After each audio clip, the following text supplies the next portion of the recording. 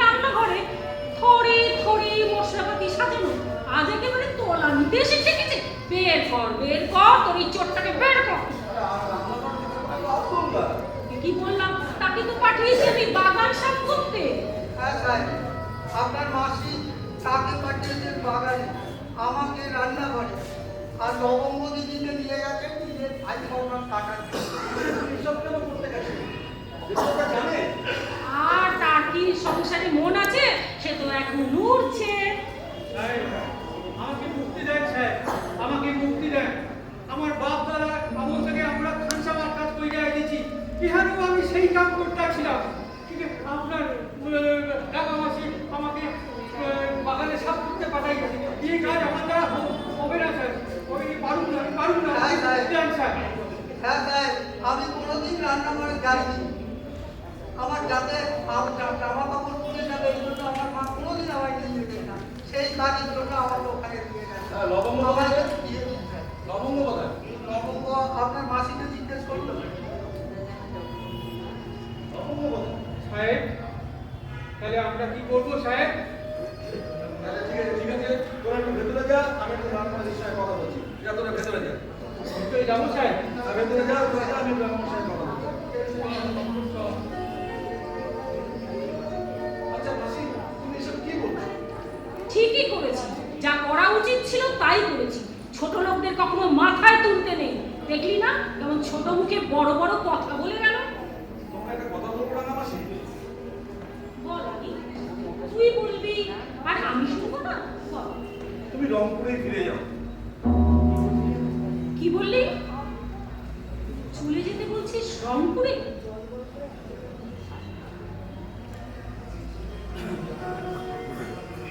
মাসি, এই পৃথিবীতে তোমার আপন বলে কেউ নেই, আমি জানি সেটা। তুই তো আছিস। তাই তো আমি চেয়েছিলাম তুমি সারা জীবন আমার কাছে থাকো, বাকিটা জীবন তুমি আমার কাছে কেটে দাও। কিন্তু বিশ্বাস করো মাসি, তোমার জন্য আমার এই সংসারটা ছাড়কার হয়ে যাচ্ছে। সে কি আমার জন্য?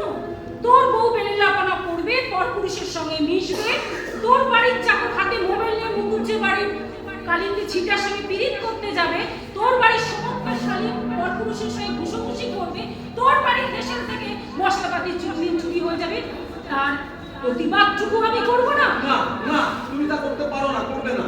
ও তার মানে আমাকে তোর বাড়িতে নিয়ে আসা তোর একটা ঘরক, আমিও তোর এই কাকাবাবুর মধ্যে একজন আশ্রিতা? না মাসি, তুমি ভুল করছো। কাকামণি কিন্তু আশ্রিত না, উনি অনুগ্রহ করে আমাদের বাড়িতে রয়েছে। তাহলে আমি তোমার অনুগৃহীতা, সবাই আমার মাথায় পা দিয়ে চলবে? ভুল, এটাই তোমার ভুল।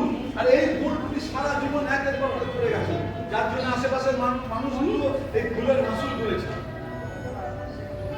বলতে পারো রাঙামাসি, কেন তুমি ঘর পেলে না, কেন তুমি বড় পেলে না, কেন তুমি সর্বময় সংসার করতে পারো না, আর কেনই বা তুমি আজও একটা ডল নিয়ে ঘুরে বেড়াচ্ছ? বলতে পারো তুমি? তুই বল কেন? বললে তোমার শুনতে একদম ভালো লাগবে না মাসি, বললে তোমার শুনতে একদম ভালো লাগবে না। তুমি একটা অদ্ভুত রোগে ভুগছো তুমি, তাকে বলা নার্ভাস কমপ্লেক্স, যার জন্য তুমি কোনোদিন একটা বর পেলে না। তুমি তোমাকে বলি রাঙামাসি, তুমি রংপুরে ফিরে যাও, বাকি জীবনের সারা জীবনের দায়িত্ব থাকলো আমার। তুই যেতে বলছিস রংপুরে? বিশাল কোনো মহলের মতো বাড়ি, লোকে বলে খুশেদের হাবেলি, একতলা দুতলা সারকে ঘর, কেউ নেই, একা একা এই রমা ঘোষ, বিশাল বিশাল থামের ভাজে ভাজে হাজার হাজার পায়রার বকবক নির্জক দুপুরে, ধরা বিকেল বুকের মধ্যে কাঁপুনি ধরায়, ব্যাং আর ঝিঝি ডাকা রাতে একা একা হ্যারিকেন হাতে আমি এ ঘর ও ঘর করি, একা, সম্পূর্ণ একা।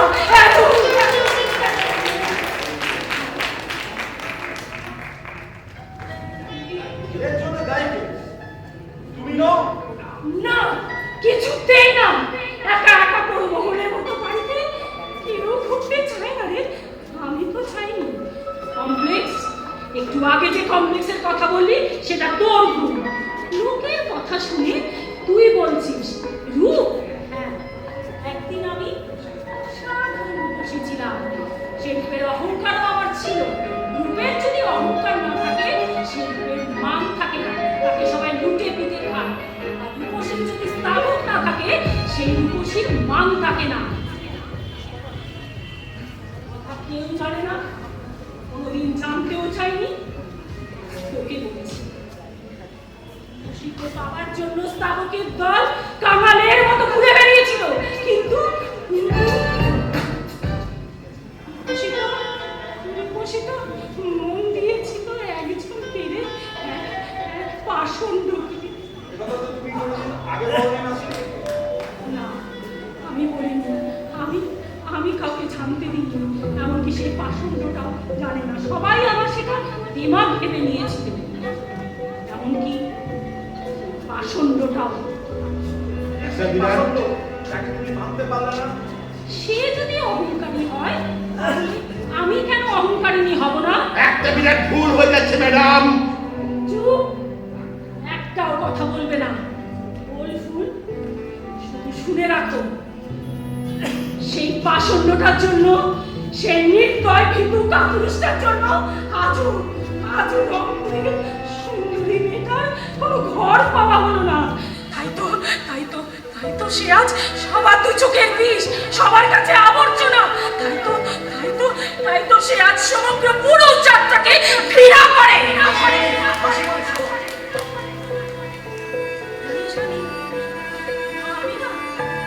আমি না সবাইকে সুখী দেখতে চেয়েছিলাম। তাই তো নিজের কোনো আত্মীয়ের কাছে না গিয়ে আমি তোর কাছে ছুটে এসেছিলাম। ছোট্ট নাতি ভাইকে বুকের তলায় আদর করবো বলে আঁচলের তলায়।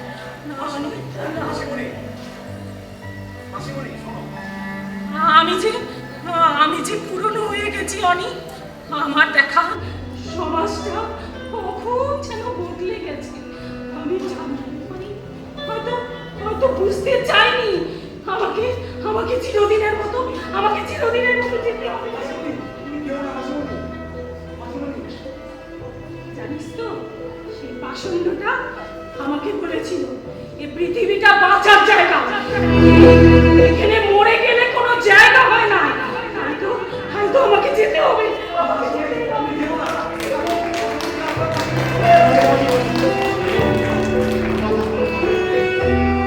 সমস্যার সমাধান করতে হবে। একদম মাথা করো না, ভেঙে পড়ো না। ভেতরে যাও, আমি আসছি। ভেতরে যাও, আমি আসছি। ভেতরে যাও, আমি আসছি। আমি আসছি।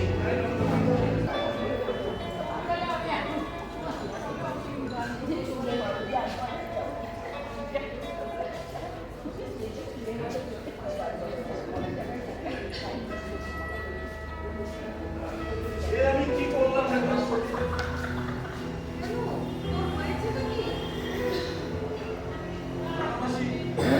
রংপুরে চলে যাবে।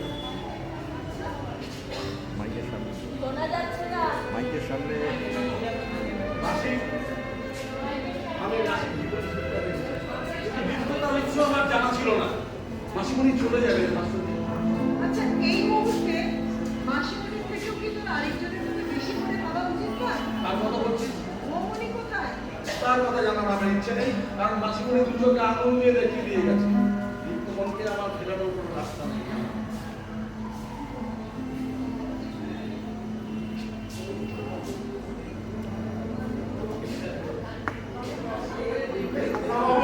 একটা কথা বলবো, একটা গান শোনাবো।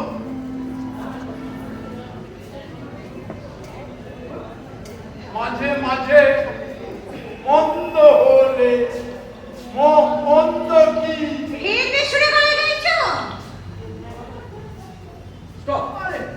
Stop nonsense. কি গানটা করছিলে তুমি এক্ষুনি? না স্যার, যদি ভুল হয় আমি আর করবো না। বলো তুমি কি গানটা করছিলে? বলো, লাইনটা বলো। মাঝে মাঝে মন্দ হলে মন্দ কি। কোথায় যেন শুনেছি, 3-4 দিনের মধ্যে এই গানটা কোথায় যেন শুনেছি। স্যার, আমাদের রেকর্ডে শুনতে পারে। না, আমার মেমোরিটা বিট্রে করছে। কোথায় যেন শুনেছি। আমি কি বলবো?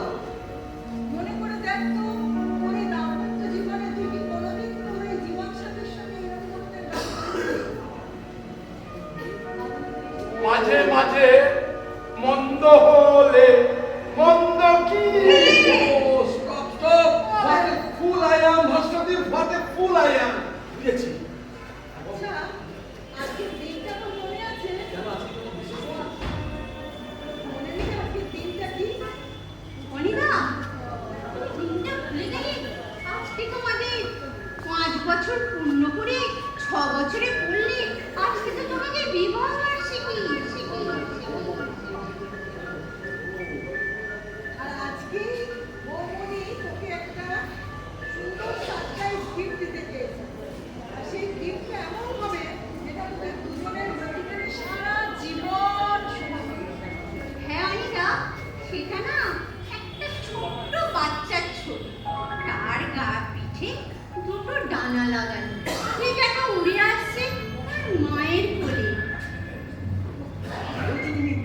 কিন্তু বাচ্চা মানে অনিদা, তুমি তো বাবা হতে চলেছো।